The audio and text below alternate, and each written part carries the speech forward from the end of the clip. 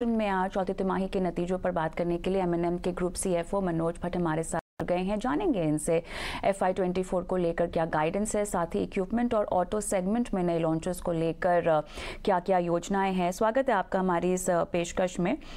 और मनोज, क्लियरली हम जो चौथे तिमाही के नंबर्स देख रहे हैं, फार्म इक्विपमेंट सेगमेंट में वॉल्यूम्स थोड़े से नीचे हैं, प्रोडक्ट मिक्स का पूरा इम्पैक्ट पड़ा है इसमें। वॉल्यूम्स में रिकवरी को लेकर क्या आउटलुक आप बता पाएंगे? तो अगर आप फार्म सेक्टर देखें, जो ट्रैक्टर वॉल्यूम्स है वो आई थिंक क्वार्टरली फ्लक्चुएट होती है, but if you look at overall trend जो रही है काफी स्ट्रांग रही है लास्ट 2-3 इयर्स।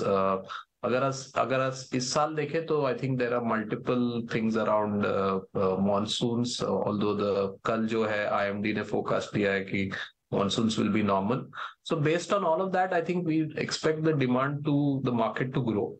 शायद low single digit growth होगी. But as of now, we will wait for clarity कि monsoon का क्या हिसाब किताब होगा. But दूसरी चीज जो है, अगर देखें तो रूरल सेक्टर में जो reservoir levels है, irrigation levels है, I think they have been improving steadily. So from a monsoon impact perspective, इतना इम्पैक्ट नहीं होना चाहिए, पर सेंटिमेंट जरूर इम्पैक्ट हो सकता है। So we are very watchful, but at this point we think the market will. चलिए आगे बढ़ते हैं। और ऑटो एबिट मार्जिन्स में इम्प्रूवमेंट दिखाई दे रही है, और इसको लेकर गाइडेंस क्या देंगे, क्या रेंज होगी इसकी? हम गाइडेंस देते नहीं है। अगर आप वेरियस फैक्टर्स को देखें तो पहले तो हमारे जो मॉडल्स है, जो जैसे जैसे उनकी लॉन्च डेट के बाद टाइम ज्यादा होता है, तो I think we work on optimising cost per vehicle, तो उससे हमें बेनिफिट्स होंगी। दूसरी जो है कि commodity prices is the single biggest determinant, वो काफी वॉलेटाइल रही है, and every 2 or 3 months outlook change होता है, तो that's something which will have to keep an eye out for.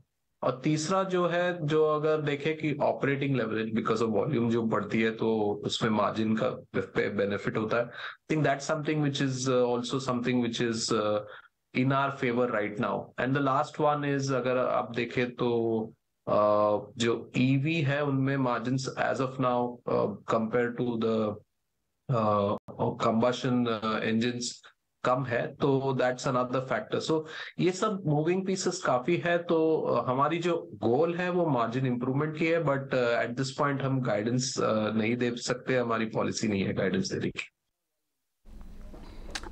ये बताएं हमें कि आपके लॉन्च प्लान्स क्या होंगे FY24 के लिए, फार्म इक्विपमेंट सेगमेंट में और ऑटो में भी?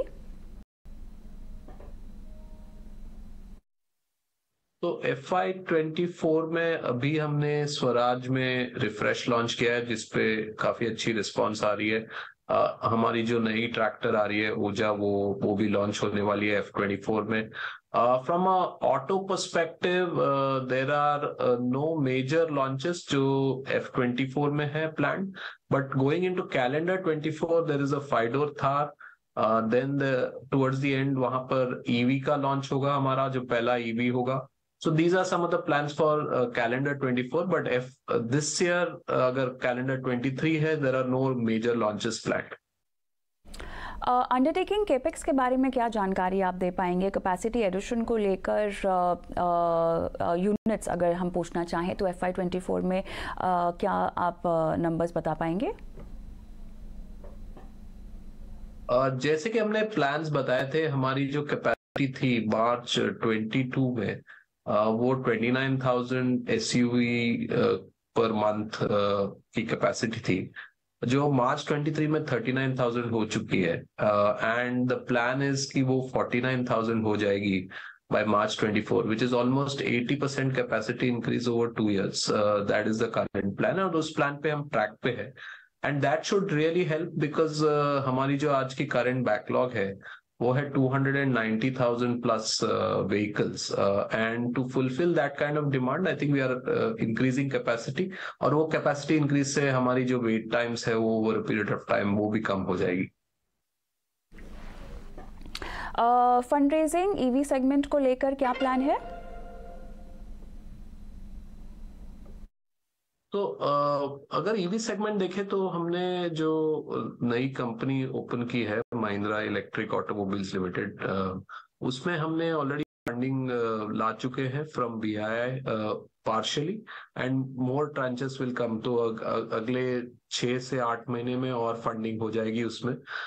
तो जो पहला, जैसे कि आपको याद होगा कि जो बीआईआई ने कमिट किया था to fund into the electric vehicle company, तो पहले तो वो फंडिंग होगी। और बाकी हमने बोला है कि जैसे अगर कोई लाइक माइंडेड इन्वेस्टर हमें मिले जो इंटरेस्टेड है, we will look at it, but there is no active plan right now to raise funds for EV.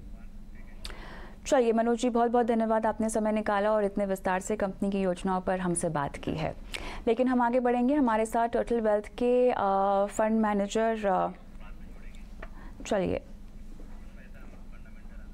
और राइट, हमारे साथ रोहन मेहता जुड़ गए हैं। रोहन, स्वागत है आपका। बताएं, एमएनएम से बात हुई है, उनकी योजनाओं को लेकर क्या कहेंगे आप? Good afternoon. First of all disclaimer part, हमारे फंड में हमारा इन्वेस्टमेंट 10% है महिंद्रा एंड महिंद्रा में। देखो, महिंद्रा एंड महिंद्रा बहुत इंटरेस्टिंग स्टेज पे अभी है।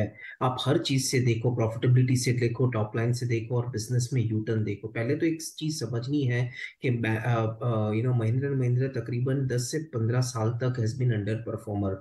और हम देखें कि यूक्रेन के टाइम के बाद जो वॉर हुआ था 6-8 महीने पहले, तब से there has been U turn into the business.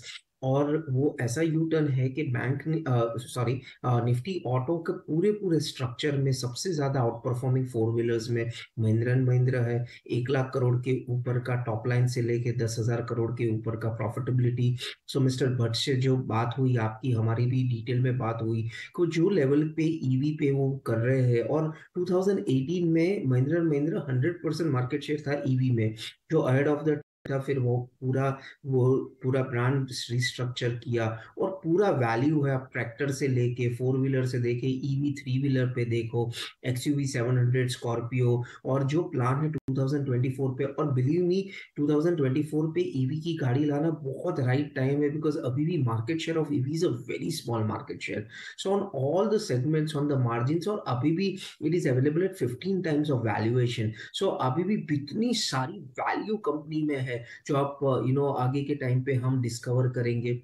ये टर्टल are expecting 1800 rupees in next 1 year in Mahindra and Mahindra. और दूसरा एक सेगमेंट आप देखो कि निफ्टी ऑटो भी तकरीबन 7-8 साल से आउट परफॉर्मेंस नहीं रहा है और कंसोलिडेशन मोड पे है। और जहां पे जो वो सेक्टर में जो आउट परफॉर्मेंस जो करता है, वो लंबा आउट परफॉर्मेंस करता है for a longer period of time, जैसे हमने टीवीएस मोटर में टू व्हीलर में देखा है। और महिंद्रा महिंद्रा मारुति और टाटा मोटर्स छोड़ के one of the best performer रह सकता है।